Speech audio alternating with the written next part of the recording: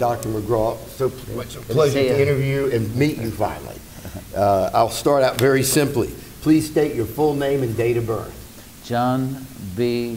McCraw, John Barry, B-A-R-R-Y, McCraw. And I was born in Springfield, Missouri, July 17th, 1940. Okay. And your parents' names? Doyle Clinton McCraw, he was a doctor, and mother was a history teacher and one of the early girls basketball coaches, and her name is Nancy Barry McCraw. That's where I got the Barry for my middle name. Okay. And was she a college coach, high school coach? She was a high school coach in Ferguson, Missouri. Okay.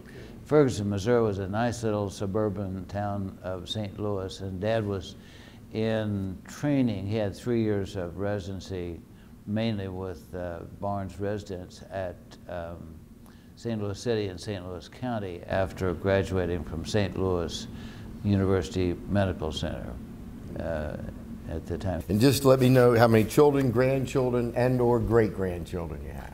We have 7 grandchildren, Cynthia and I do. 3 children.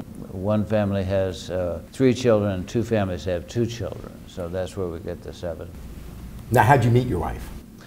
It was at the University of Missouri. We were both students. She was a year ahead of me.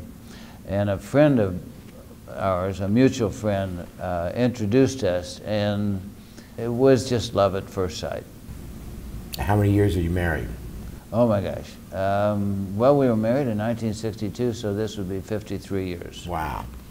Congratulations. That's fantastic. Now, what inspired you to go into plastic surgery? And tell us about your mentors and where, you know, they inspired you. Dad was half dad and half doctor, and he was so busy. If you wanted to be with him, you had to go on night calls and house calls, and he delivered 300 babies in the home. There was no hospital, and I didn't go in and watch the delivery, but I would go. My job was to get the little kids out of the house so that they wouldn't bother the adults, and so that was both for house calls and obstetrics. He did everything he could to influence me to go into medicine.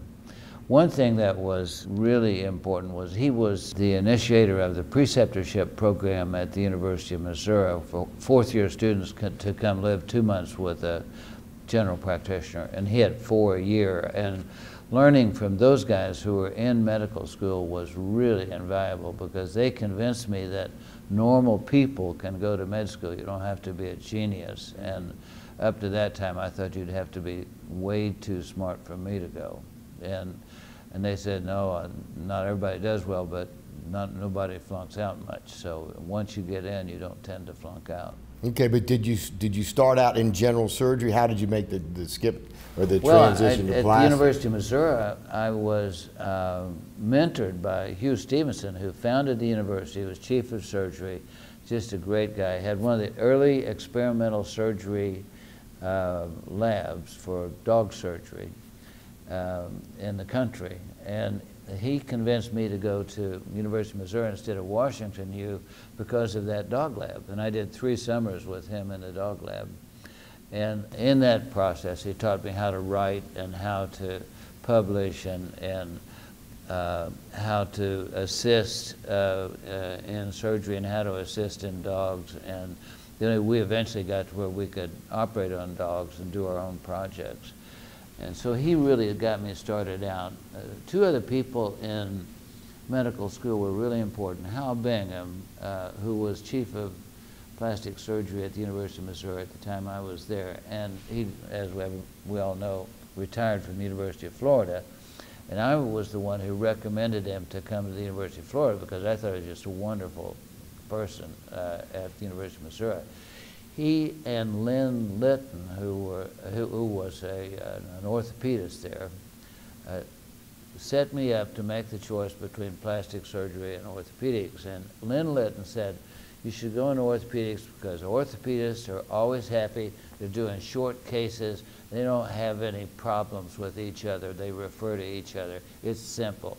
And Hal Bingham didn't talk about any of the bad parts about plastic surgery, but he said, well, plastic surgery is exciting. We do a lot of different operations. It's really, really hard. So I thought, oh, really hard, that's good. and he said, we're really good at skin grafts, but we just don't know anything about flaps. All we do is these funny things called delay, and we don't know what delay does. What year was this? This was in 64, okay, when I was exposed to Hal Bingham. And so he pointed out to me that flaps were really a big problem. That was interesting to know. Okay. And so that leads me into my next question. You've seen momentous paradigm shifts in our specialty. And I'd like you just to kind of talk about that and where you've seen it go, and just tell us a little bit about it. We talked some, but I just want to make sure that I don't miss one that. thing I saw only because of Dad's exposure to it was a skin graft. And he referred to the St. Louis Barnes group because you could go there on a train in 4 hours, and there was no plastic surgeon in Springfield, Missouri, 30 miles away. And they ran the O'Reilly Hospital, which was the big Army hospital in Springfield, Missouri, and they were famous for doing skin grafts. That was a brand new thing in 1944, and it wasn't. It was new to the newspapers, but it wasn't new. It was 10 years old at the time. Right. But it was the big news. And in fact, Barnes, their standard method to fix anything was with a skin graft. They did very few flaps. And so that was my first entrance to see plastic surgery. And I actually went to the O'Reilly Hospital when I was 6 before it closed, and I saw all these men, these soldiers in dressings with their arms up and orthopedic things, and then they had bandages everywhere. And I was sure at that point that I didn't want to be a soldier or a doctor, because neither one of those looked like anything fun to me. Valley Forge in Springfield, Missouri, and the hand surgeons and the academic surgeons tended to come from Valley Forge. And the names of the hand surgeons would just, be astounding to everybody to hear them. But they really started hand surgery there. Okay. And they had 3,500 beds. Springfield had 3,000 beds. Something like 100,000 operations in plastic and orthopedic surgery in 3 years. So it was just a huge hospital situation. What do you feel has been the most important innovation of our specialty? We have been a very innovative specialty. I think we have fallen off the ledge on some of that innovation, and we've been satisfied with where we are, which is exactly the time when you stopped inventing new iPhones and suddenly the Japanese come out with a Samsung. And I think we need to find a cure for that. And the innovation of things like Carl Hartram's tram and Leonard Furlow's pallet repair and Millard's lip and Ian McGregor's immediate head and neck cancer reconstruction, which I saw at Duke, Dick Maladek did. The eyelid surgery that was just starting, nobody knew how to take the fat bags out until Castanera said there are three bags of fat under the lower eyelid. Seriously? Oh, yeah? What year was that?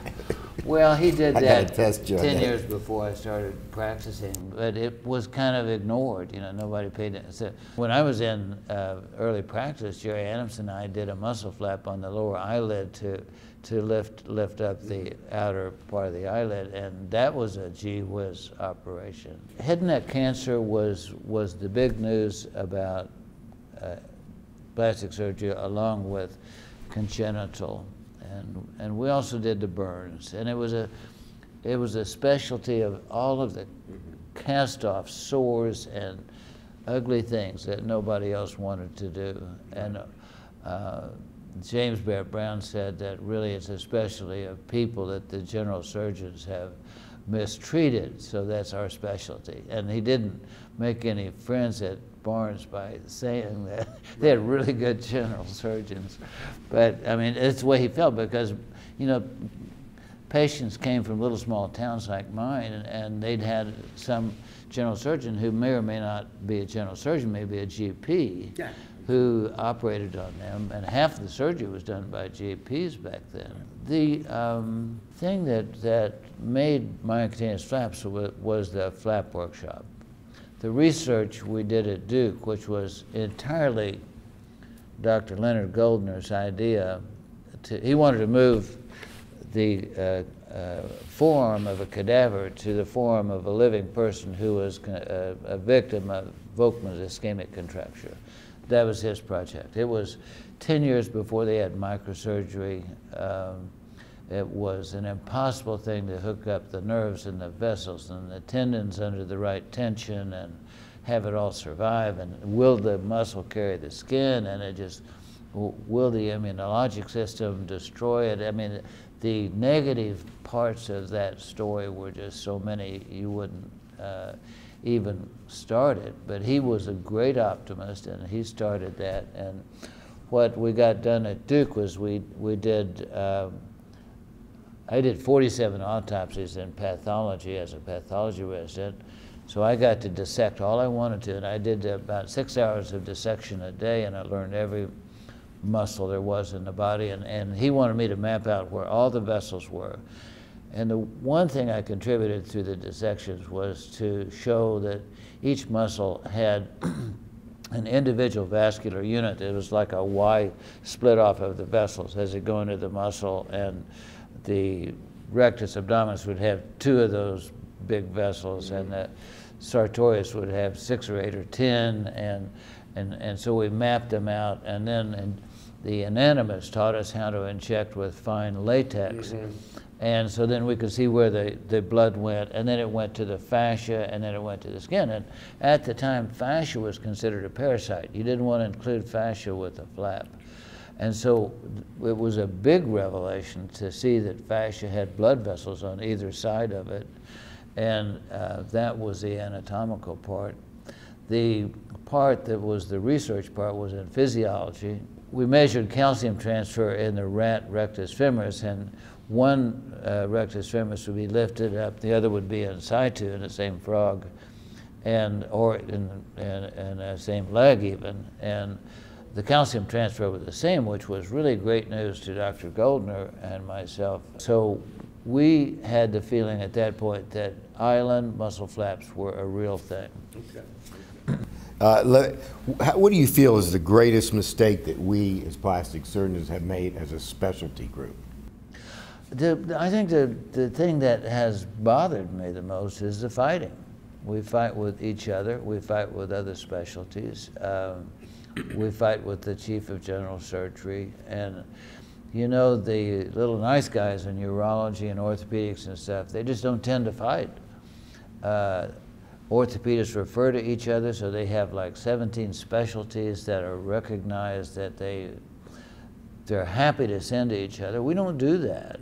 Everybody does their own little thing, and they try to do it the best they can, and they say, come to me because I'm the best, and it's kind of hard for us to send free flaps or eyelids or scalps to a person who does a lot of that. Right. And that happened with P.G. Arnold with intrathoracic things.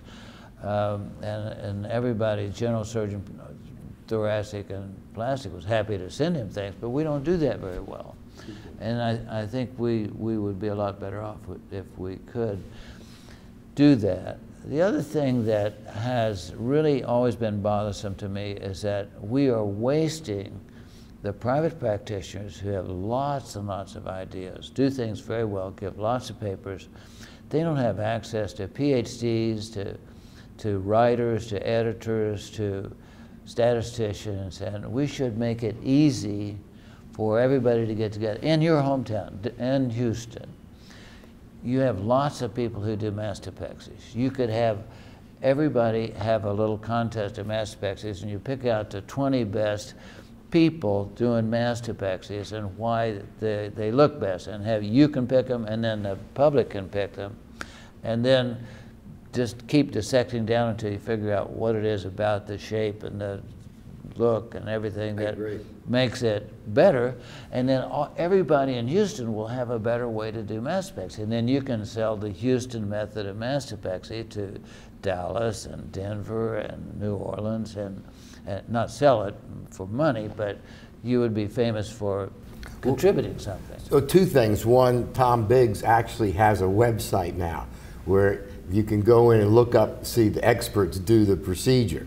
I mean, it's a video journalism type thing. Right. I'm going to interview him in a little bit, which I thought was pretty... Tom's always been good at teaching you exactly how he does things.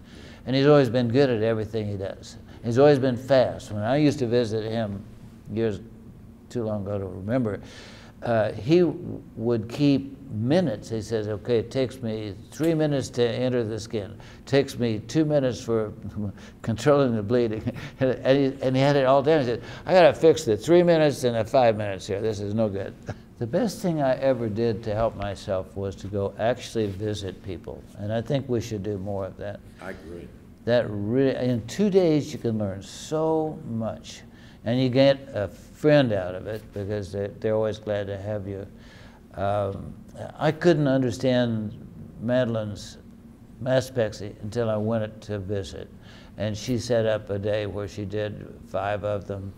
And we'd go out to some castle and have wine. And then the next day she'd do another 5. And you just come away dazzled and starstruck. But it's really a good thing to do.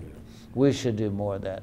You should have 2 weeks every year that you go visit people. 1 week one time and 1 week another time. And it would make a different person out of you in 10 years. What is your greatest professional disappointment? Oh, I just think that plastic surgery should be considered an essential specialty to major hospitals, whether it's private practice or university. And we're a tag-along specialty for some reason, and I don't really still understand it. I understand why the general surgeons don't want us to be equals with them, but I think we're equals, and I wouldn't argue about who's better. It doesn't make any difference. But you can't do trauma without us. You can't do major injuries, cancer, and all these things without plastic surgeons. You can't have somebody who's disfigured without plastic surgery. And nobody seems to know that.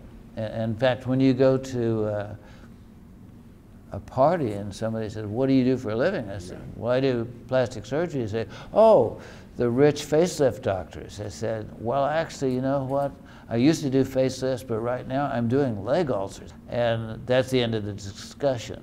And nobody in the public has us branded as a specialty that goes in all areas of the body, does hand surgery and foot surgery and abdominal wall surgery and eyelid surgery and all these things.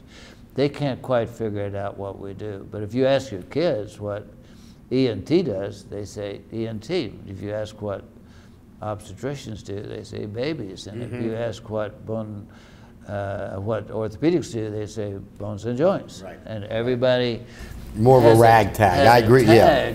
Yeah. We don't have a tag. Yes, I agree with you totally. Okay, your greatest joy, and who do you admire most, professional or personal? You can join the two or separate.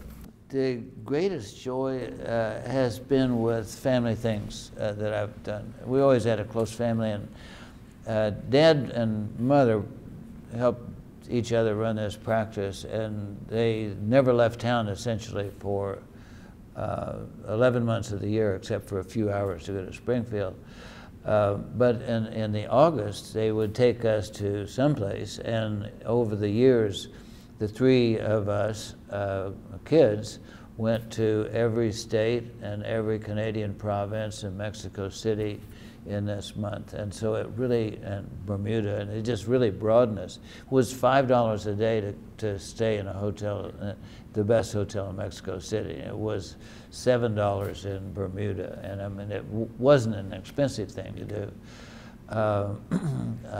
But it was really good, and we continued that with our kids, and all of my sisters and brothers have done the same thing, so it's been good.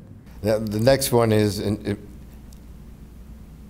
I want your words of wisdom for future and present generations of plastic surgeons.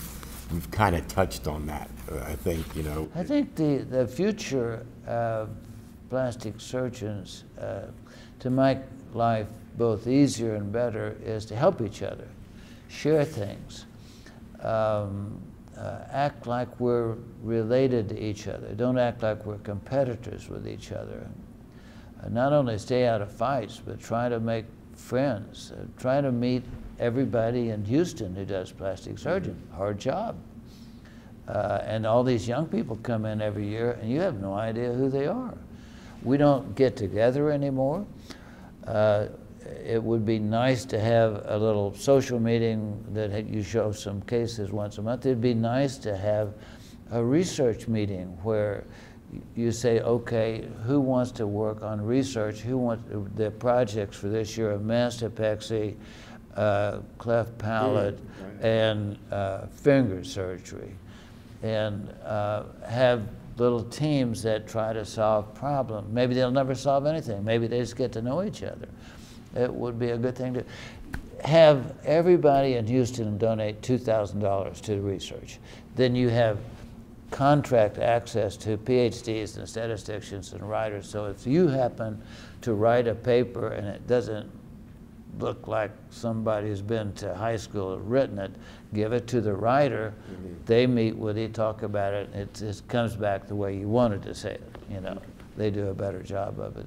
And we don't try to help each other. We need to help each other.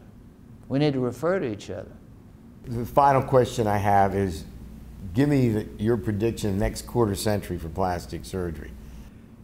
I think that we'll do better. We're learning all the time. Look at what the plastic surgeons at MD Anderson have done.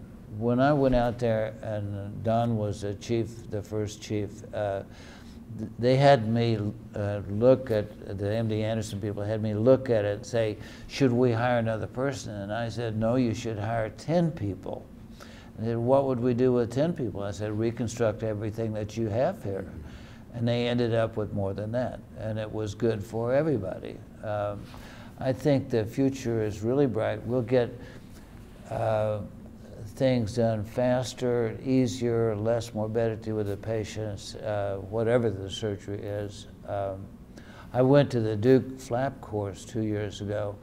The level of knowledge of anatomy of the faculty is astounding. It's so much better than I ever did. And with knowledge of anatomy, we'll keep doing better, and we'll find out new things to do. And I think we have a bright future. The thing that's made my life good, and it has made everybody's lives good, are all the mentors that we all have, which we forget about mentors and how important they are.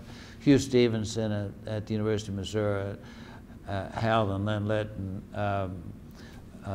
Leonard Goldner, who should be credited as the father of mycutaneous flaps, Ken Pickrell, Nick Georgiade, Dick Mladic, and Leonard Furlow. To watch Leonard Furlow imagine things was like an experience I had never had. I mean, Leonard Furlow could imagine in 3D, video, color, and make things work. And you'd ask him in the middle, what are you thinking? And he says, I'm not thinking. He wasn't thinking, he was seeing. And it took a long time for me to figure out what he was doing. And so then he came up with the dorsalis pedis by just looking at the foot and thinking. He said, we've got to go dissect this. And he had a time he had to use it. And Dave DeBell and P.G. Arnold and John Bostwick and all these people who worked together on similar things came to the workshop, and they all changed things to the point that no single person could ever have done what they did. Well, Dr. McCraw, this has just been a great pleasure. Yeah, good to see you.